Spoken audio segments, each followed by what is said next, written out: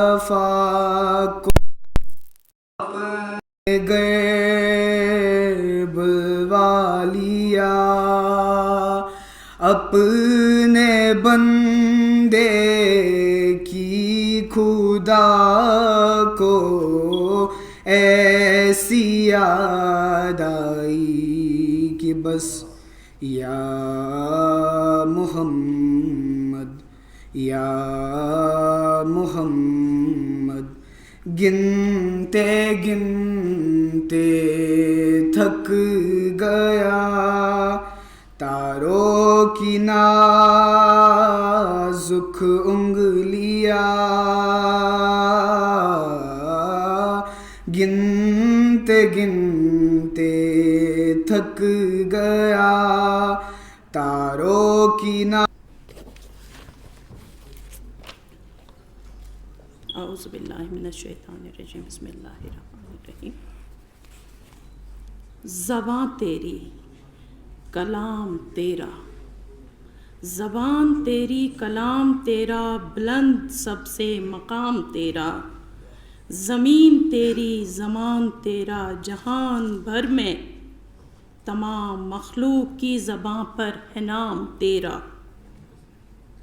زمانہ بھر میں ہے آج نافذ اصول تیرا، نظام تیرا، قدیر تو ہے، رحیم تو ہے، حفیظ تو ہے، کریم تو ہے، نماز تیری ہے، سجدے تیرے، رکوع تیرا، قیام تیرا، دعائیں اس کی سنی ہے تو نے کہ ہر بشر ہے غلام تیرا، حنیف کے لفظ لفظ میں ہے تیری تجلی کہ اس کے لب پہ رہا ہمیشہ کلام تیرا۔ ایک تعزیتی مجلس کا آغاز میں نے یہ مناسب جانا کہ اسی شاعر کے قلم کی جو تخلیق ہے اس سے میں آغاز کروں۔ شکر ہے اس ذات کریم کا کہ جس نے ایک بار ہمیں پھر مل بیٹھنے کا موقع عنایت کیا۔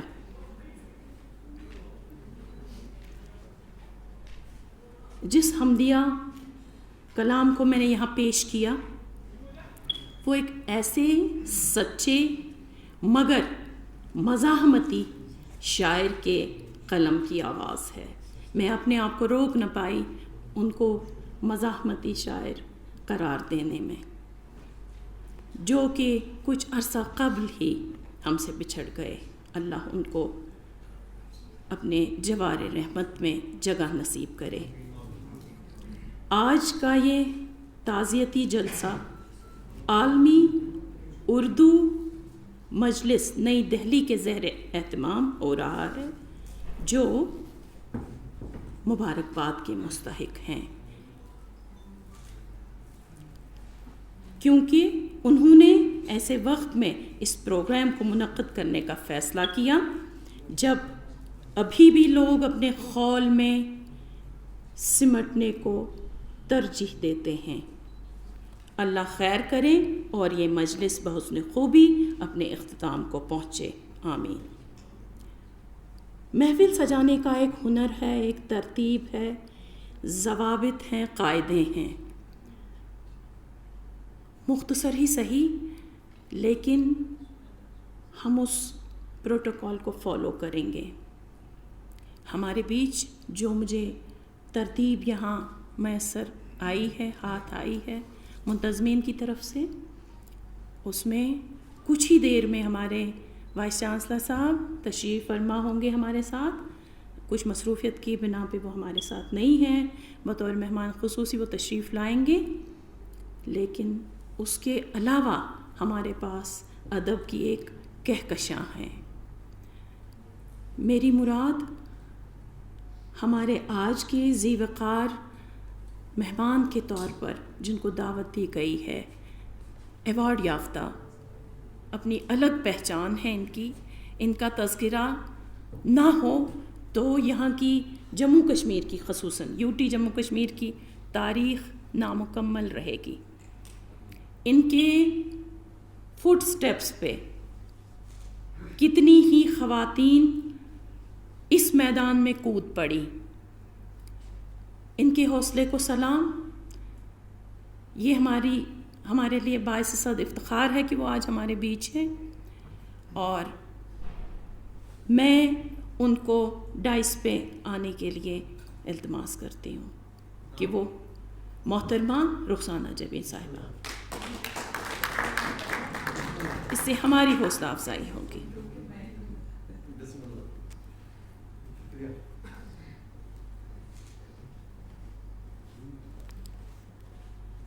میں اب تشریف رکھیں.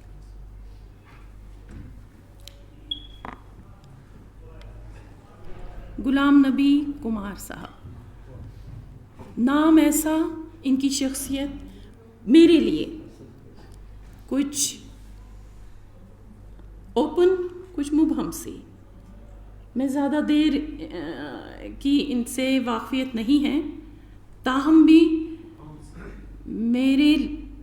میرے ہی قلم سے ایک شعر نکلا ہے جو مجھے لگتا ہے مجھے یہاں کہنے میں کوئی عار نہیں ہے.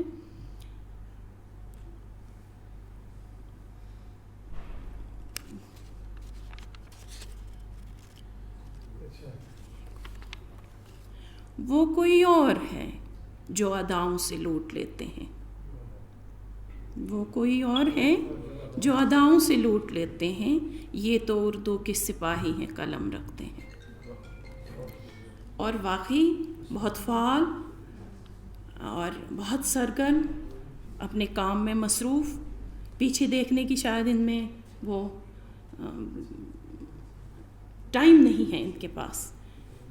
تو اس لیے آگے آگے ہی بڑھتے رہیں. میری مراد جنرل سیکریٹری عالمی اردو مجلس نئی دہلی کے جناب غلام نبی کمار صاحب.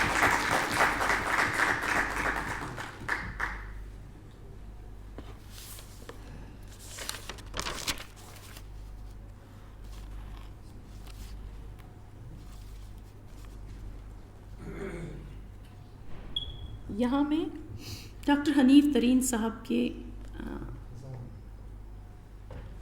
جو نعتیہ ایک بند ہے، 2 شعر ہیں، وہ میں پڑھنا چاہوں گی.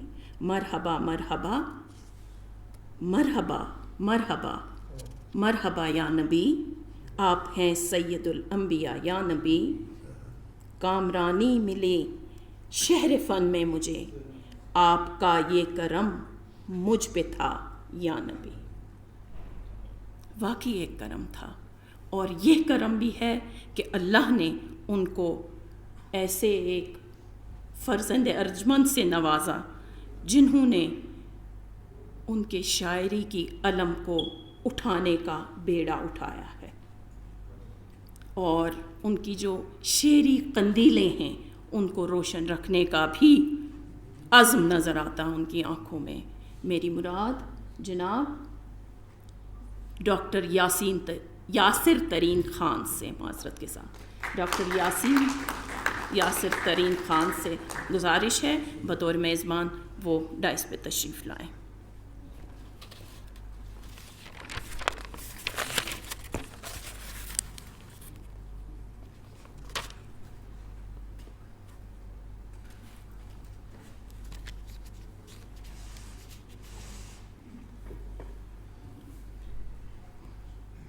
عالمی اردو مجلس نئی دہلی کی جانب سے آج جس تعزیتی مجلس کا انعقاد ہو رہا ہے، آپ بخوبی واقف ہیں اس شاعر سے، اور اگر نہیں بھی ہیں تو آج جس مجلس کا یہاں اہتمام کیا جا رہا ہے تو ضرور آپ ان کی لائف اور ان کے کلام سے روشناس ہوں گے. وہ موجودہ دور کے ایک ہوش مند، درد آشنا اور تازہ کار شاعر ہیں. اتنا ہی نہیں، وہ ایک کالم نویس بھی ہیں، معالج بھی ہیں، رگ رگ سے واقف ہیں، انسانی رگ رگ سے جانتے ہیں کہ دل دھڑکنا کس سے کہتے ہیں. وہ یہ بھی جانتے ہیں کہ ہتھیلیوں میں بھی دل دھڑکتا ہے، کیونکہ شاعر جانتا ہے ہتھیلیوں میں دل کیسے دھڑکتا ہے.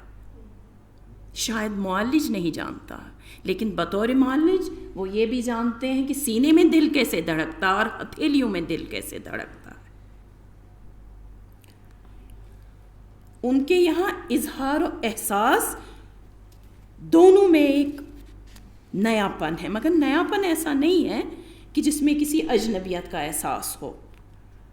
وہ غزلوں نظموں کے علاوہ غزل نما لکھتے ہیں، نئی صنف جس سے آپ واقف ہوں گے۔ یہاں کے جو مقالہ نگار آپ کے سامنے مقالے پڑھیں گے، ان کی شاعری ڈسکس ہوگی۔ یہ میرا کام نہیں ہے، صرف یہ میں اس لیے یہاں اشارہ دے رہی ہوں کہ آپ مائنڈ اپنا بنا لیں کہ ہم آج یہاں کس لیے بیٹھے ہیں۔ اور مجھے لگتا ہے شاید ہم اس لیے بھی بیٹھے ہیں کہ ہم احساس کریں کہ ڈاکٹر حنیف ترین ہمارے بیچ ہے، ہمارے آگے پیچھے ہے، ہمارے بغل میں بیٹھے ہیں۔ چلیے عہد کریں ہم ایسے ہی دیگر شعراء کو بھی ہمیشہ اسی طرح سے یاد کریں۔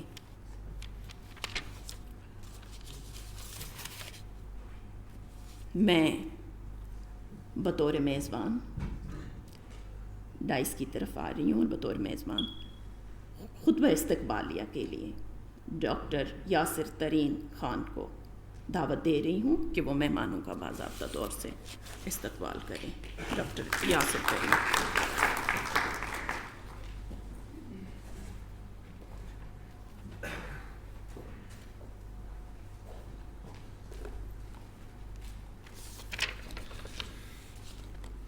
السلام علیکم معزز حاضرین، میں بہت شکر گزار ہوں آپ سب کا کہ آپ نے وقت نکال کے یہاں پر آئیں۔ والد صاحب کے لیے جتنا میں کہوں اتنا کم ہے، مگر ہمیں ان کے جانے کا افسوس ہم سب کو ہے۔ والد کی نگاہانی رحلت پر اظہار تعزیت کی خاطر جمع ہونے کے لیے آپ سب کا سب سے پہلے تہہ دل سے میں بہت شکریہ کرتا ہوں۔ میرے پیارے پاپا جنہوں نے حال ہی میں دنیا کو الوداع کہہ دیا، جنہیں آپ حنیف ترین کے نام سے جانتے اور پہچانتے ہیں، ہم ان کی رحلت اور صدمے سے دو چار ہیں۔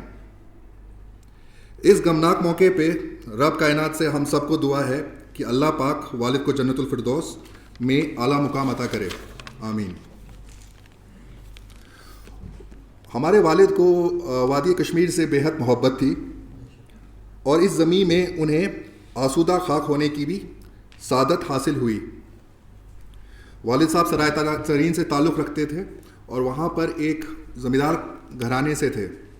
ان کا ہمیشہ سے ایک خواہش تھی کہ وہ ڈاکٹر بنے، اور ان کی یہ خواہش کشمیر آ کے پوری ہوئی۔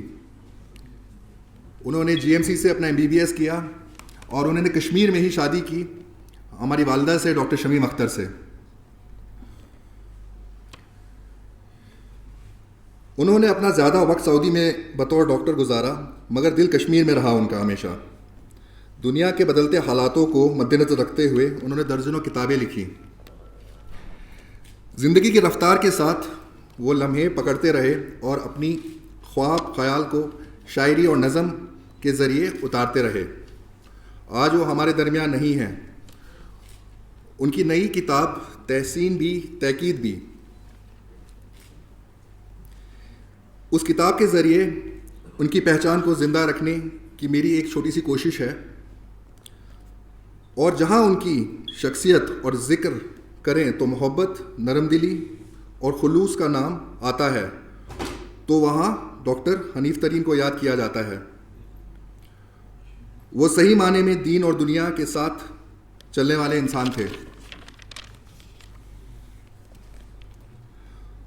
ان کا ماننا تھا کہ ہر انسان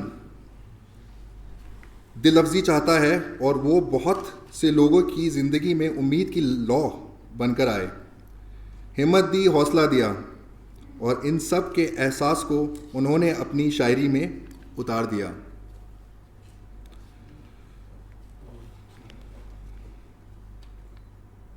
اور ایک دفعہ پھر سے میں آپ سب کا شکر گزار ہوں کہ آپ نے اپنا قیمتی وقت نکال کر یہاں پر شرکت کی۔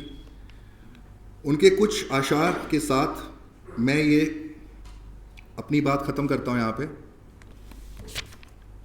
شوق میرا جب سوا ہو جائے گا، جو نہیں اب تک ہوا ہو جائے گا. اپنے اندر سے جو باہر آیا میں, حادثہ کوئی نیا ہو جائے گا. دھیرے دھیرے مجھ میں کر یوں ہی خرام, زیست کا میرا بھلا ہو جائے گا. درد پر رکھ دے میرے الفت کا ہاتھ, درد دنیا کا دوا ہو جائے گا. شعر میں کر لیجیے اب اس کو قید, لفظ جو اترا فنا ہو جائے گا. زخم دل بھرتے ہی تم کو اے حنیف, درد کوئی دوسرا ہو جائے گا. درد کوئی دوسرا ہو جائے گا. خدا السلام علیکم.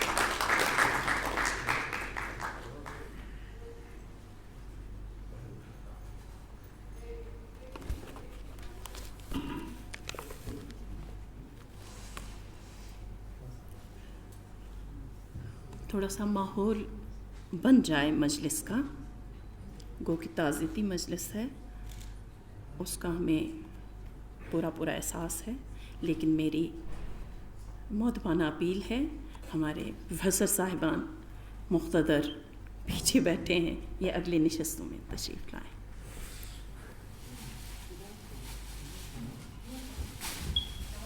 پروفیسر مشتاق حیدر صاحب سے گزارش ہے کہ وہ آگے آئیں. پروفیسر کوثر رسول سے التماس ہے وہ آگے آئیں.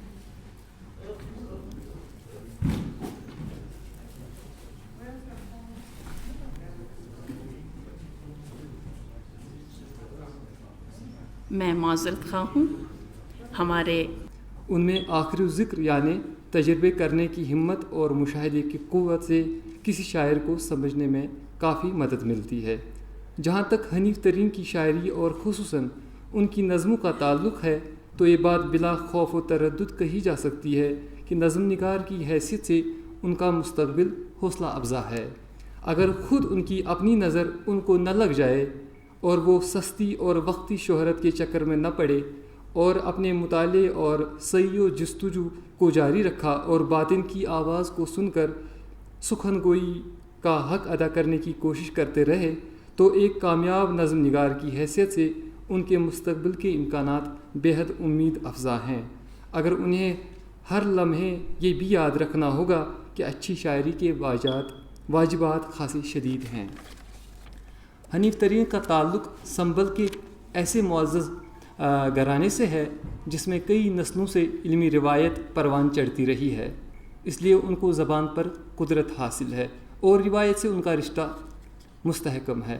یہ ان کے خاندان کی علمی روایت ہی کا فیضان ہے کہ پیشے کے اعتبار سے میڈیکل ڈاکٹر ہوتے ہوئے بھی انہوں نے شاعری سے اپنا رشتہ قائم کیا ہے. اس سے نہ صرف ان کی لگن, دل سوزی اور دردمندی ظاہر ہوتی ہے بلکہ یہ بھی اندازہ ہوتا ہے کہ کوئی شے ان کے باطن میں یا نفسیاتی, داخلی یا روحانی تجربے میں ایسی ضرور ہے جو ان کو شعر کہنے پر مجبور کرتی ہے. بعض لوگوں نے ان کی شاعری کو انسانیت کی چیخ کہا ہے. شاعری کا منصب چیخ یا برہنہ گفتاری نہیں, شاعری انسانیت کی آواز ہے. واضح رہے جب تک شاعری میں انسانیت کی آواز موجود نہ ہو اس وقت تک وہ انسانیت کے لیے احتجاج کی چیخ بھی نہیں بن سکتی. شاعری تو بلبل کا نالہ بھی ہے اور نغمے درد بھی ہے. شاعری انسانیت کی آواز بھی ہے اور جب شاعری میں سماجی درد آتا ہے تو وہ احتجاج یا طنز کا پیرایا اختیار کرتی ہے. ان تمام احساسات اور تصورات کے مختلف تجربے حنیف ترین کے کلام میں بکھرے پڑے ہیں. انہوں نے اپنے اولین مجموعے میں غزلیں شامل کی تھیں جن کی پذیرائی ہوئی ہے, لیکن مجھے یہ کہنے میں کوئی تکلف نہیں کہ ان کے نظموں کے مجموعہ کتاب صحرا سے ان کی انفرادیت زیادہ کھل کر سامنے آتی ہے کیونکہ وہ بنیادی طور پر نظم کے شاعر ہیں اور نظم کا کینوس غزل سے زیادہ وسیع ہے. حنیف ترین کی امیجری اور ان کے موضوعات میں تنوع ہے. ان کے تحت شعور میں دھرتی اور آکاش کے جو رنگ ہیں, وہ جو کھیت کھلیان ہیں, گلیاں محلے ہیں, ماحول ہے, وہ سنبل اور مراد آباد کا ہے. لیکن جو صحرا ہے وہ تپتی ریت کے مسائل ہیں, وہ سعودی عرب کے ہیں. عرب دنیا میں ایک ایشیائی کی بالخصوص ایک ہندوستانی کی جو حیثیت ہے, اس وجودی جبر کو بھی حنیف ترین نے گہرائی سے محسوس کیا ہے. سیاسی نظام کے فرق کو بھی محسوس کیا ہے. وطن سے دوری اور اجنبیت کو بھی، اور ان کے یہاں بین سطور وہ مہذب احتجاج اور درد بھی نمایاں ہوا ہے جو ان کے اپنے تشخص کی دین ہے۔ ان کی امیجری میں وہاں کی دھوپ، وہاں کی چمکتی ریت اور کھلے صحرا، اور پھر عراق اور سعودی عرب کی جنگ، ایران اور عراق کا تنازع، بوسنیا اور چچینیا میں جو کچھ ہو رہا ہے، ان سب کی پرچھائیاں ان کی نظموں میں واضح طور پر مل جاتی ہے۔ اپنے وطن ہندوستان کے لیے ایک نوسٹالجیا، یہاں کی مٹی کی بوباس کے لیے بھی، یہاں کی فضاؤں کے لیے اور یہاں کی محبت افروز رشتوں کے لیے ایک زرعی لہر کے طور پر جاری ہے۔ یہ ساری چیزیں ان کی غنائی نظموں میں ہیں اور یہی ان کی نظموں کا اہم وصف ہے۔ رومانی سے زیادہ غنائی شاعر ہیں، ان کے یہاں سوچ کی لہریں نمایاں ہیں۔ مثال کے طور پر ان کی نظم احتجاج کی نظم نہیں بلکہ سوچنے پر مجبور کرتی ہے۔ ملاحظہ ہو، ہاں یہ سچ ہے میری کاوشوں کے طفیل، ریگزاروں میں سبزہ نکل آئے گا، اونچے پربت پہ پانی پہنچ جائے گا، بحر کی تہ میں گھر پارک بن جائیں گے، ماہ و مریخ پر لہلہاتے ہوئے باغ لگ جائیں گے، گھومنے کے لیے دور بے رنگ و بے حس خلاؤں میں تفریح کے آدمی فکر و محبت کی بنیاد پر کہکشاؤں کا ہر راز پالے گا، لیکن یہ آج اور کل میری مٹھی میں اب ہے نہ پہلے ہی تھا۔ سرد ہوتے ہوئے خورشید کی روشنی اس فضا میں بکھرتی رہے گی یوں ہی، اور میری سرمئی کاسنی نیلی پیلی زمین اور بھی بوڑھی ہو جائے گی۔ کاوشوں سے کہو میرے سورج زمین چاند تاروں کے ساتھ مجھ کو بھی بوڑھا ہونے سے اب روک لیں، زندگی ہے حسین، قیمتی اس دنیا میں کچھ بھی نہیں، پھر بھی یہ زندگی کیوں نہیں، دائمی کیوں نہیں۔ اس نظم کے مطالعہ سے اندازہ ہوتا ہے کہ انسان کا بنیادی مسئلہ کیا ہے، وقت اور زمان کیا ہے، دکھ اور خوشی کیا ہے۔ انسان خوشی پر قابو کیوں نہیں پا سکتا، انہیں اپنی مٹھی میں کیوں بند نہیں کر سکتا۔ انسان جو یوں تو بہت کچھ کر سکتا ہے، وہ قادر و مختار ہے، کارخانے عمارتیں بند بنا سکتا ہے، نہریں نکال سکتا ہے، عظیم شہر آباد کر سکتا ہے، چاند تک پہنچ سکتا ہے، خلا کو تسخیر کر سکتا ہے، لیکن وقت کو یا لمحہ حاضر کو اپنی مٹھی میں بند نہیں کر سکتا۔ یعنی انسان کی مجبوریاں کیا ہیں، اختیارات کیا ہیں، وہ کس حد تک خود اختیاری سے کام لے سکتا ہے اور کہاں وہ مجبور محض ہے۔ اس کیفیت کا حنیف ترین نے بڑا خوبصورت اور پوری فنکاری اور چابک دستی سے اظہار کیا ہے۔ اگر وہ اس طرح کے مسائل پر مزید توجہ کریں تو ان کی آواز میں بہت نکھار آئے گا۔ شکریہ، باتیں اور بھی تھیں لیکن یہاں پہ اختتام کرتا ہوں۔ شکریہ۔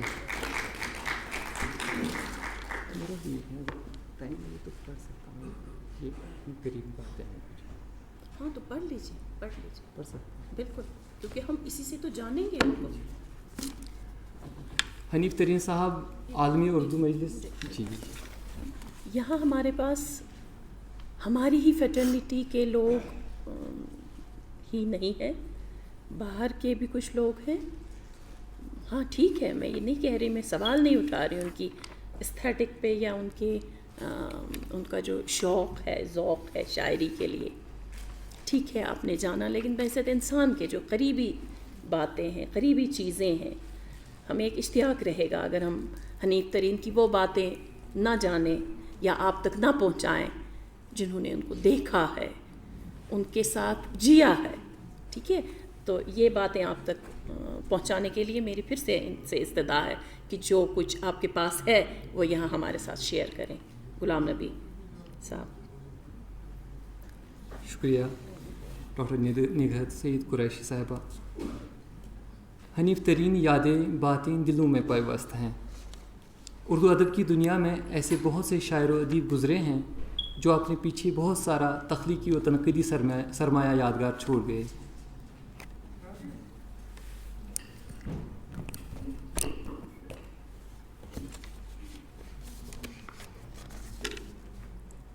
تاہم اس کے باوجود ان کے خوابوں کی تعبیر نہ ہو سکی۔ ایک قاری اس بات پر سوال قائم کر سکتا ہے کہ اچھا خاصا ادبی سرمایہ یادگار چھوڑنے کے باوجود کسی کے خواب یا ارمان پورے نہ ہوئے، یہ کون سی بات ہوئی؟ جی ہاں، اصل بات یہی ہے۔ بعض مصنفین و شعراء ایسے ہیں جنہیں اپنی تخلیقات کی اشاعت سے قلبی سکون ملتا ہے، جس کے لیے وہ رسائل و جرائد اور اخبارات کا سہارا لیتے ہیں تاکہ ان کی تخلیقات و تحریرات لوگوں تک پہنچے اور پذیرائی حاصل کر سکیں۔ کچھ اپنی زندگی ہی میں اپنا تحریر و تخلیق کردہ مواد کتابی صورت میں شائع کرنے میں کامیاب ہوتے ہیں، جبکہ کچھ کی تمنا بعض وجوہات کے سبب زندگی میں پوری نہیں ہو پاتی۔ بعض ادیب و شاعر خوشحال و فارغ و بال ہوتے ہیں اور بعض مسکینی و قسم پرسی کی زندگی گزارنے پر مجبور۔ بعض ادیب پیسے اور اثر و رسوخ کی بنیاد پر بہت کم وقت میں شہرت و مقبولیت کے جھنڈے گاڑ دیتے ہیں، اور بعض ایسے بھی ہیں جنہیں اللہ تعالیٰ نے مختلف النوع اور خصوصیات عنایت کی ہوتی ہیں۔ گویا کہ ہمیں اپنے معاشرے میں ہر طرح کے قلمکار ادیب و شاعر ملیں گے۔ ان میں سے بہت سی خصوصیات ڈاکٹر حنیف ترین کے اندر موجود تھیں، جنہیں آج ہم مرحوم کہتے ہوئے کلیجہ منہ کو آتا ہے۔ اللہ تعالیٰ انہیں غریق رحمت کرے۔ ڈاکٹر حنیف ترین کے ساتھ راغب کے ادبی مراسم گزشتہ 4-5 برسوں سے تھے۔ ہمارے درمیان مراسم اتنے مضبوط اور گہرے ہو گئے تھے جیسے پچھلی 4 دہائیوں سے شناسائی ہو۔ ہماری پہلی ملاقات ساہتیہ اکیڈمی دہلی کے ایک ادبی پروگرام میں ہوئی تھی، جہاں میں نے ایم فل کے دوران ہی جانا شروع کیا تھا۔ دوران ایم فل میں UGC نیٹ کی تیاری کر رہا تھا۔ اس سلسلے میں مختلف مشاہیر ادب کی مونوگراف خریدنے کی غرض سے میرا وقتاً فوقتاً ساہتیہ اکیڈمی جانا ہوتا تھا۔ نئی دہلی میں قیام کے دوران ساہتیہ اکیڈمی میں منعقد ہونے والی متعدد تقریبات میں شریک ہوتا رہا۔ میں یہ بات بڑے فخر کے ساتھ کہہ رہا ہوں کہ میرے ادبی مشاغل کے محرکات میں ساہتیہ اکیڈمی نے کلیدی کردار ادا کیا ہے، اور یہی وہ جگہ تھی جہاں ایک پروگرام میں ڈاکٹر حنیف ترین سے تعارف ہوا تھا۔ پروگرام ختم ہونے کے بعد ایک صاحب علم دوست نے رونمائی کے لیے کھڑے رہو۔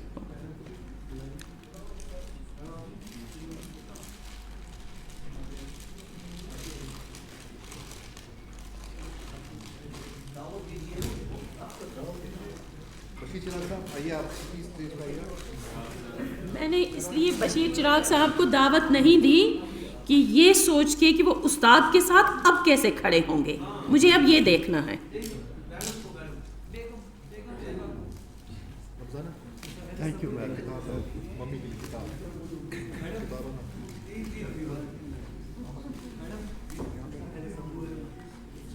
محترم پروفیسر مشتاق حیدر صاحب، میں ان کو دعوت دے رہی ہوں، مشتاق حیدر صاحب کو، وہ یہاں ڈائس پہ تشریف لائیں۔ میں استقبال کرتی ہوں ڈاکٹر شمیم اختر، جو شریک حیات ہیں ڈاکٹر حنیف ترین کی۔ ان کا استقبال بھی ہے۔ میں ان سے بھی گزارش کرتی ہوں کہ وہ بھی ایوان صدارت میں آئیں۔ نہیں کچھ نہیں، مجھے لگا مجھے کچھ کہنا۔ ہاں نہیں کہنا بھی ہے آپ کو۔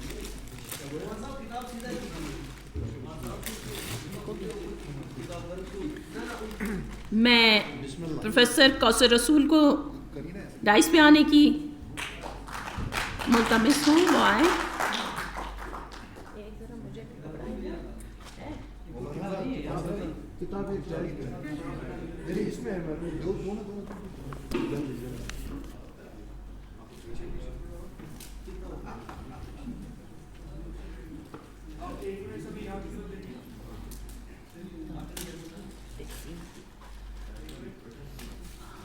تنقید بھی تحسین بھی، محمد اسلام خان، انہوں نے مرتب دی ہے۔ تالیوں کے ساتھ ایک بار۔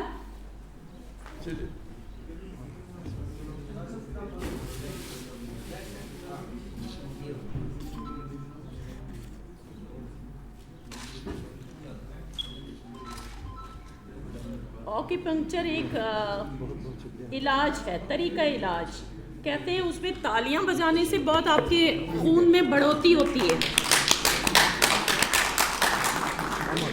بس ہمیں کچھ کرنا ہی نہیں پڑا۔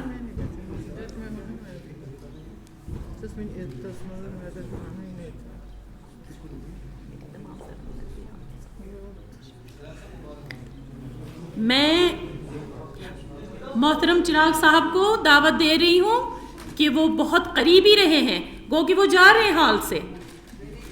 میں ان سے ملتمس ہوں کہ وہ یہاں آ کر چند باتیں کہیں، چند باتیں ڈاکٹر حنیف ترین کے لیے.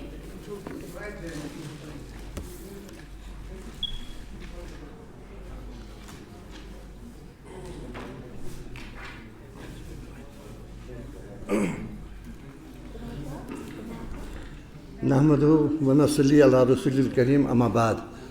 بہتر یہ رہے گا کیونکہ میری ذات جو ہے ڈاکٹر حنیف ترین صاحب کی فیملی اور ان کی ذات کے ساتھ بہت زیادہ گہری رہی ہے، تو بہتر یہ رہے گا کہ اگر میں اپنی مادری زبان میں چند ایک باتیں بتاؤں تاکہ صحیح باتیں، صحیح یارانہ اور صحیح ماحول سننے والوں تک پہنچ جائے.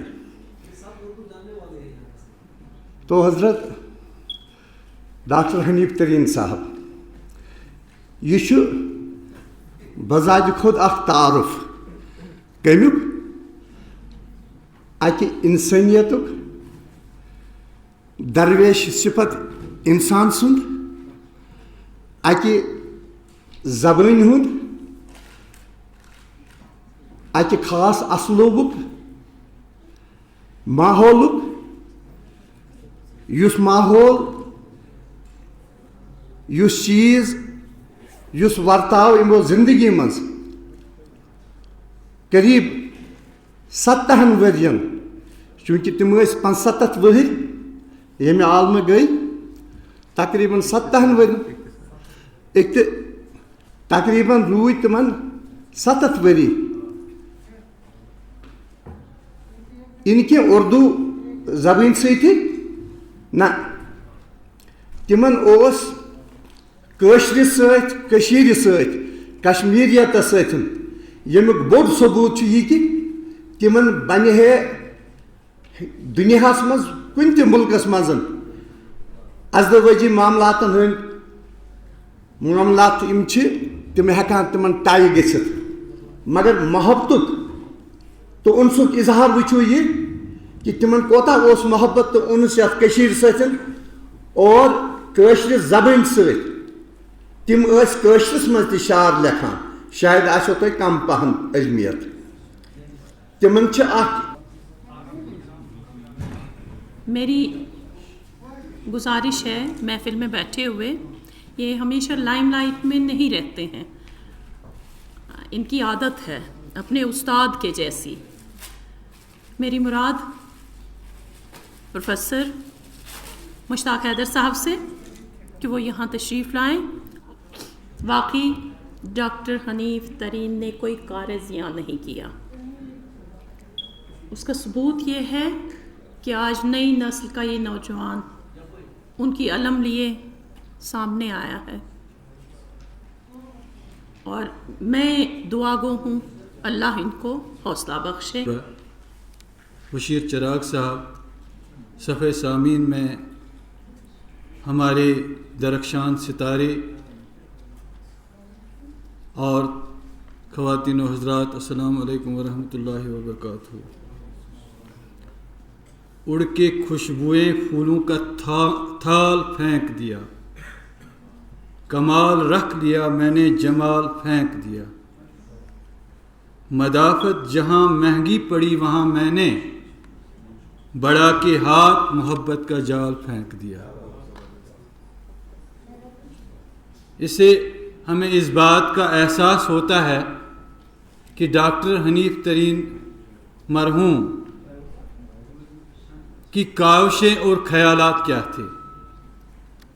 اس میں کوئی حرج اور کوئی یہ بات بیجا نہیں ہے کہ ڈاکٹر حنیف ترین صاحب نئے عہد کی تخلیقیت کا سدا بہار دل افروز سخنور تھے. مجھے یہ کہنے میں نہ کوئی ہچکچاہٹ ہے، بلکہ میں یہ اپنے لیے اعزاز سمجھتا ہوں. اگر سامعین میری بات سنیں تو بات کر سکتے ہیں، کیونکہ یہ اظہار خیال ہے.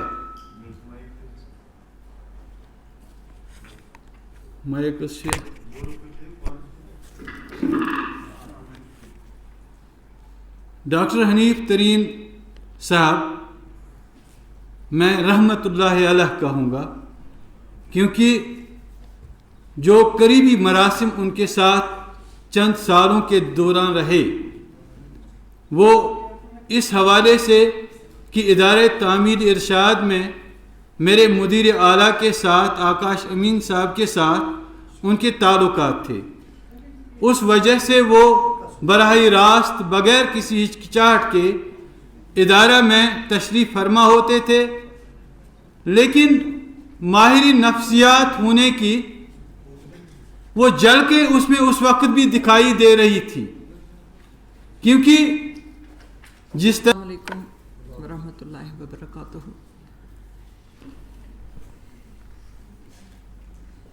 ایوان صدارت میں تشریف رکھے ہوئے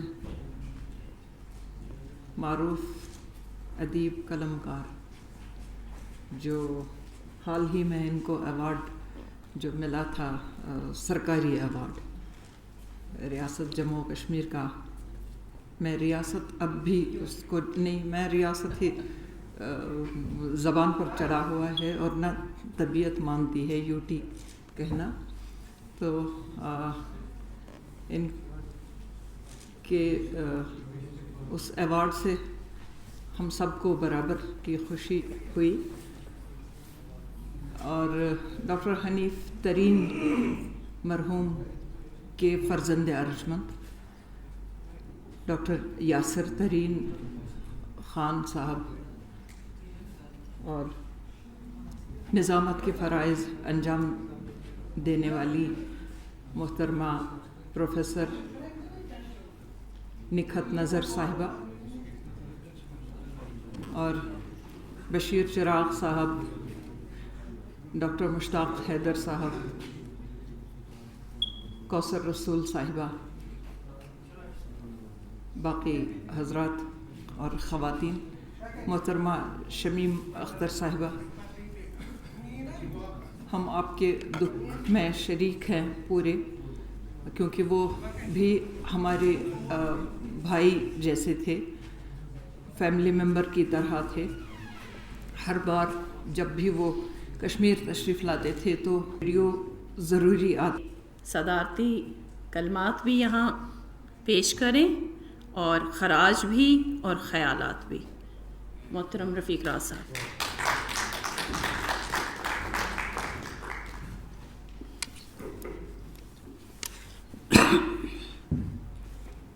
محترمہ رخسانہ جبین، محترمہ نکھت نظر، غلام نبی کمار صاحب اور سب سامعین میں بیٹھے ہوئے ایک سے بڑھ کر ایک آفتاب و ماہتاب، آپ سب کی خدمت میں میرا سلام کرتے ہیں۔